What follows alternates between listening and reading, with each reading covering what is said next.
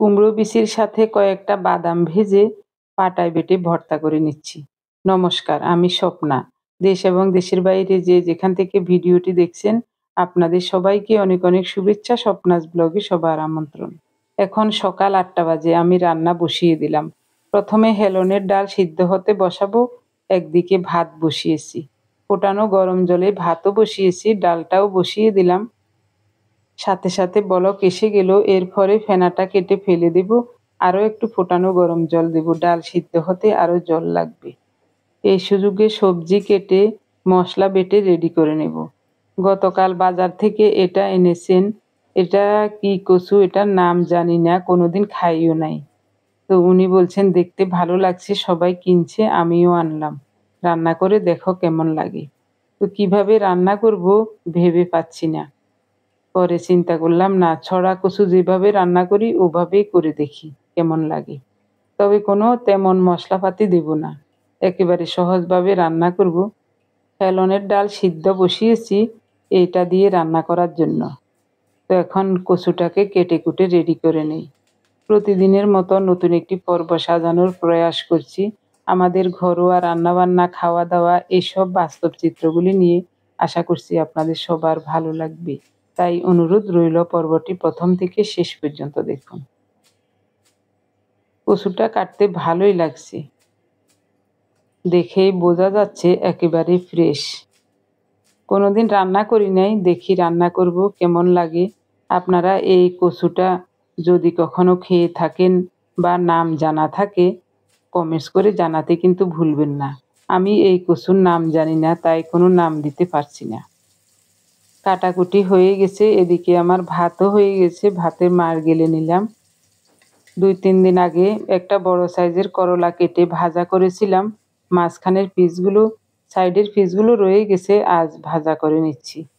আরও একটু তেল দিয়ে গোটা জিরা ফোড়নে দিলাম, রাঁধুনি দিলাম।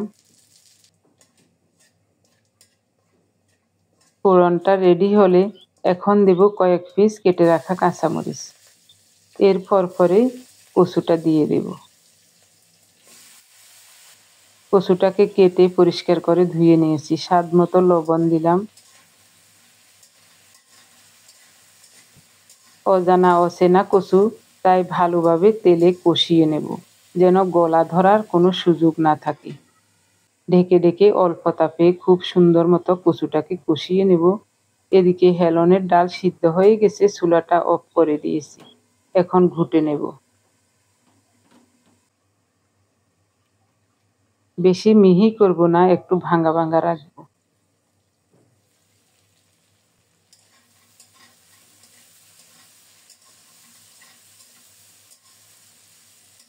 কচুটাকে কিছুক্ষণ কষিয়ে নিয়ে এখন দেব কাঁচামরিচ। এখানে ৭-৮টা কাঁচামরিচ কেটে রেখেছিলাম, পুরোটাই দিয়ে দিলাম।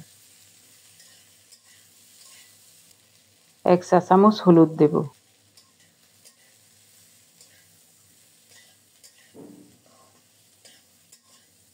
চুলার তাপটা কমে আছে, ঢেকে রেখে নেড়ে ছেড়ে খুব সুন্দর মতো কচুটাকে কষিয়ে নেব।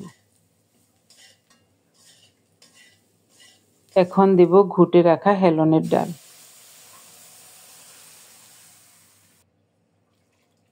পাত্রটা ধুয়ে আরো একটু জল দিলাম। পাতিলটাকে পরিষ্কার করে ধুয়ে নিয়েছি। এখন কচুটা এখানেই ঢেলে নেব, এটাতেই থাকবে। কড়াই ধুয়ে একটু জল দেব।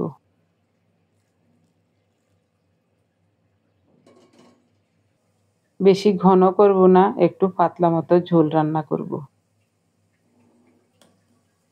তবে হেলনের ডাল ঠান্ডা হলে ঘন হয়ে যায়, পাতলা রান্না করলেও ঘন হয়ে যায়। এরকম আছে, আর জল দেব না।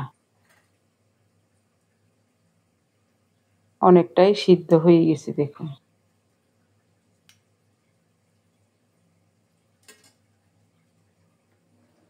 ৫-৬ মিনিটের মতো ঢেকে রান্না করেছিলাম। এরই মধ্যে কচুটা খুব সুন্দর মতো সিদ্ধ হয়ে গেছে। নামানোর আগে কুচানো ধনেপাতা দিলাম।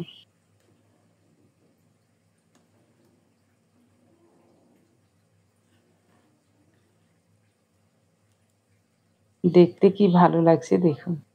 এই রান্নাটা হেলনের ডালের পরিবর্তে মুগ ডাল দিয়েও করা যাবে। এদিকে সাগরের অলুয়া মাছের পল্লা ভাজা করছি। আজ মাছগুলো কেটে ছোট ছোট করে দিয়েছি। লবণ, হলুদ, পেঁয়াজ, গুঁড়ো মরিচ সব একসাথে মাখিয়ে তেলের উপর দিয়ে দিলাম। এরপরে নেড়ে চেড়ে ঢেকে ঢেকে রান্না করেছিলাম, এখন উল্টিয়ে দিচ্ছি। কি সুন্দর লাল লাল হয়ে ভাজা হয়ে গেছে দেখুন। কুচানো ধনেপাতা দিয়ে আরো 2 মিনিট ঢেকে রাখবো, তারপরেই নামাবো। কুমড়ো বিচি ভর্তা করব। এখন দিনের 3টা বাজে, খাওয়ার আগ মুহূর্তে ভর্তাটা পিষে নেব। 5টা শুকনো মরিচ ভেজে নিচ্ছি। এই মরিচগুলোতে একটুও ঝাল নাই, মনে হয় যেন মিষ্টি মরিচ, এ কারণে 5টা দিয়েছি। আর ঝাল মরিচ হলে হয়তোবা 1টা মরিচ দিতাম। মরিচগুলো ভেজে উঠিয়ে 1 মুঠো চীনাবাদাম দিলাম। বাদামগুলো অল্প তাপে খুব সুন্দর মতো ভেজে নিয়েছি, উঠিয়ে নিলাম। এবার ভেজে নেব কুমড়ো বিচি। কুমড়ো বিচিগুলো পরিষ্কার করে ধুয়ে নিয়েছি। স্বাদ মতো লবণ দিলাম। এবার নেড়ে চেড়ে কুমড়ো বিচিটাকে খুব ভালো করে ভেজে নেব। বাজার থেকে যখন কাটা মিষ্টি কুমড়ো আনে, ওই কুমড়োতে কয়েকটা বীজ থাকে। আমি ওই বীজগুলো ফেলি না, ওগুলো সংরক্ষণ করে রেখে দিয়েছিলাম। এরপরে একদিন বসে বীজগুলো খোসা ছাড়িয়ে নিয়েছি, তারপরে ফ্রিজে রেখে দিয়েছিলাম।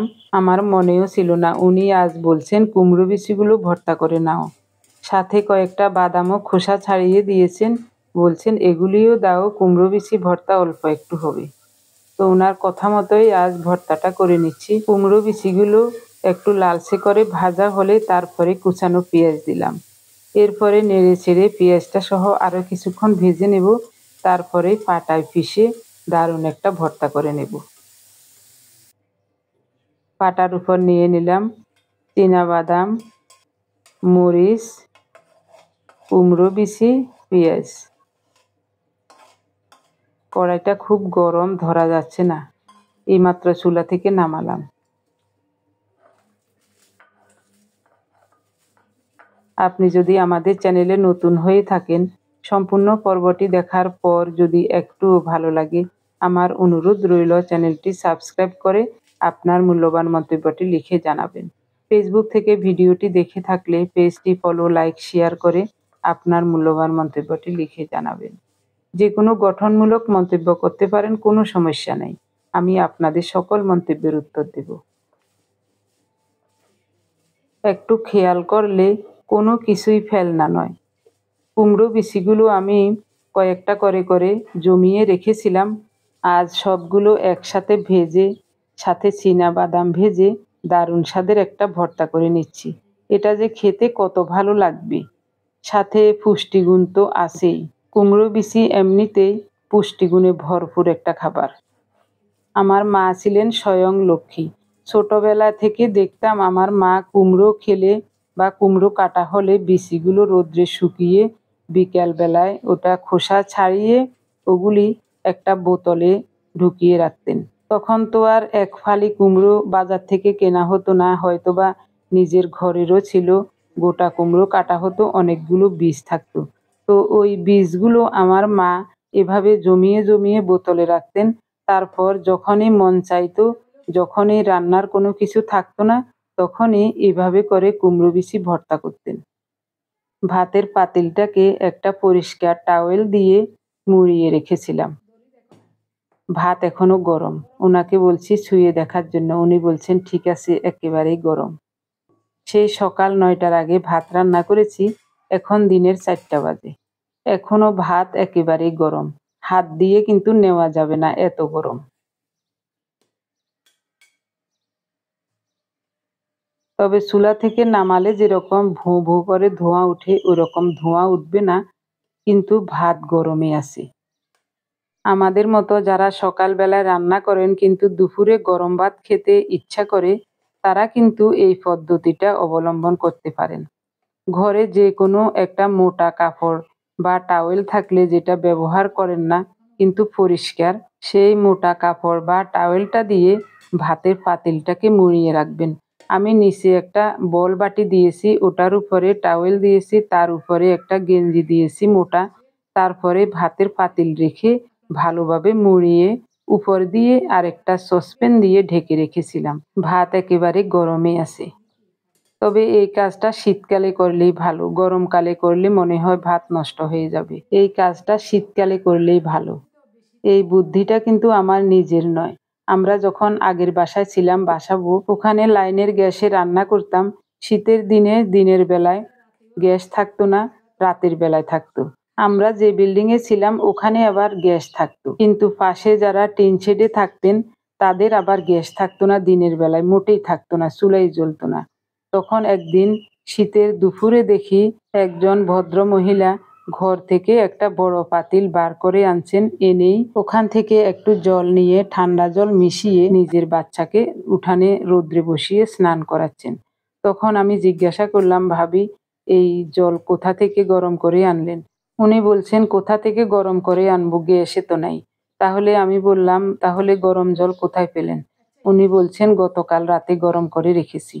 তো আমি বলছি, গতকাল রাতে গরম করে রেখেছেন, এখনো গরম আছে কিভাবে? উনি বলছেন, বুদ্ধি আছে। তো আমি বলছি, কি বুদ্ধি? উনি বলছেন, রাত 12টার সময় রান্না শেষে আমি বড় পাতিলটাতে পানি ফুটিয়ে ঘরের এক কোনায় একটা মোটা কম্বল দিয়ে ভালোভাবে নিচে উপরে ঢেকে মুড়িয়ে রেখেছিলাম। পানিটা এখনো গরম আছে। ভাতও ওখানে রেখেছিলাম, ভাতও এখনো গরম। আমরা এখন গরম ভাত খাবো। এই কথাটা আমি প্রথম শুনে আশ্চর্য হয়ে গেলাম। পরে ওনার কাছে ভালোভাবে শুনে নিলাম। এরপরে আমরা যখন আমন ধান উঠানোর জন্য বাড়িতে গিয়েছিলাম, ফেনী থেকে যাওয়ার সময় ভাত রান্না করে নিয়ে গিয়েছিলাম। তখন ওই ভাতের পাতিলটা আমিও উপর দিয়ে খবরের কাগজ মুড়িয়ে আলমারিতে থাকা একটা মোটা উলের চাদর দিয়ে মুড়িয়ে বড় বালতিতে ঢেকে রেখেছিলাম।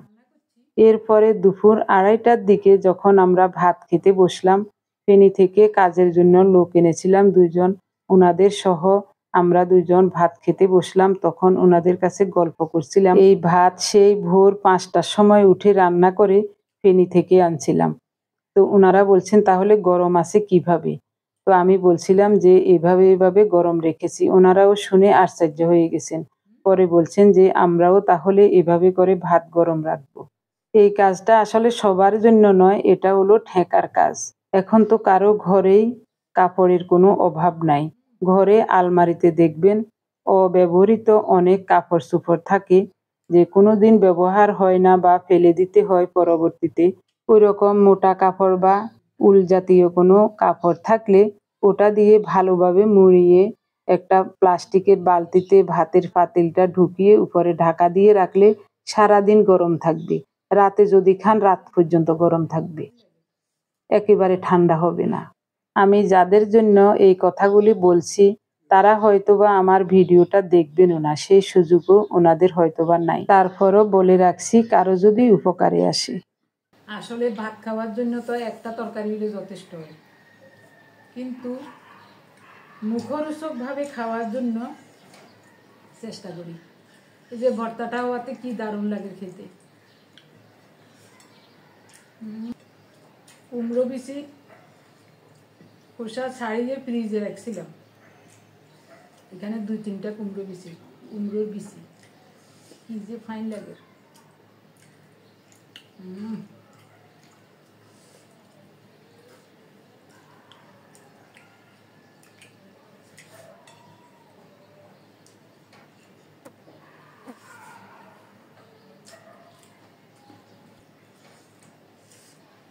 গলায় বাজে, শুধু শুকনা তো, গলা তো শুকিয়ে গেছে, গলার কি দোষ।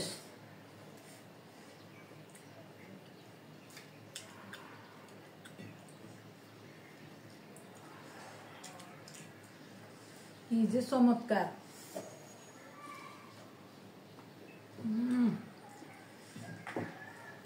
কিচ্ছু দিই নাই, তারপরে এত স্বাদ।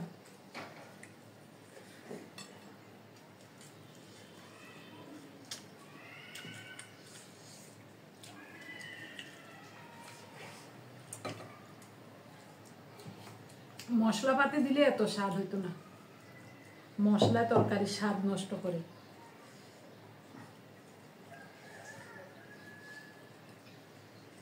তরকারির যে একটা নিজস্ব স্বাদ আছে, সবজি বা তরকারির যে একটা নিজস্ব স্বাদ আছে, অতিরিক্ত মশলার কারণে ওটা নষ্ট হয়ে যায়।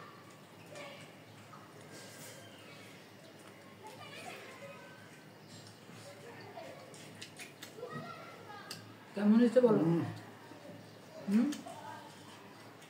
দারুণ হয়েছে।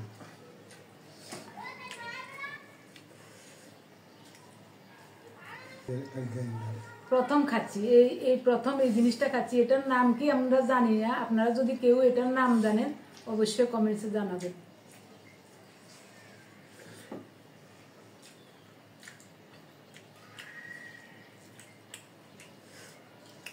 আমরা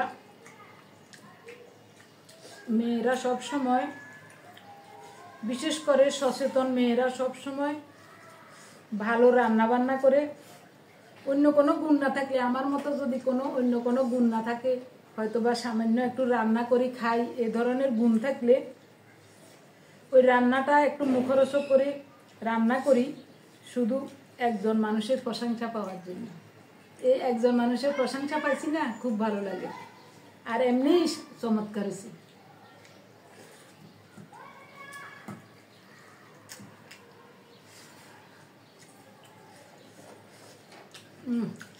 কি চমৎকার, কি চমৎকার।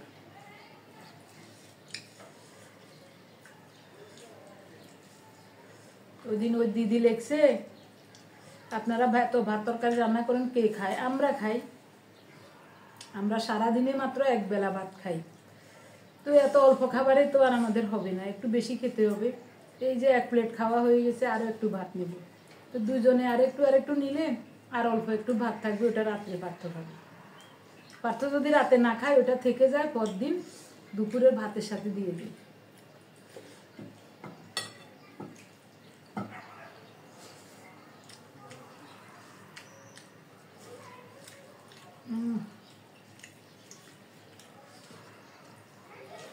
দেখছো, এটা তো স্বাদ আছে। মাছের এটা খেয়ে দেখো তো কেমন হয়েছে।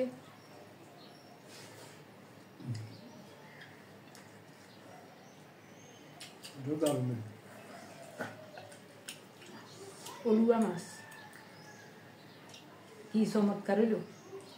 ভিডিওটি আর বেশি বড় করব না, এখানেই শেষ করব। আজকের সম্পূর্ণ পর্বটি কেমন লেগেছে কমেন্টস করে জানাতে ভুলবেন না। সবাই ভালো থাকুন, সুস্থ থাকুন, দেখা হবে আগামী পর্বে। ধন্যবাদ সবাইকে।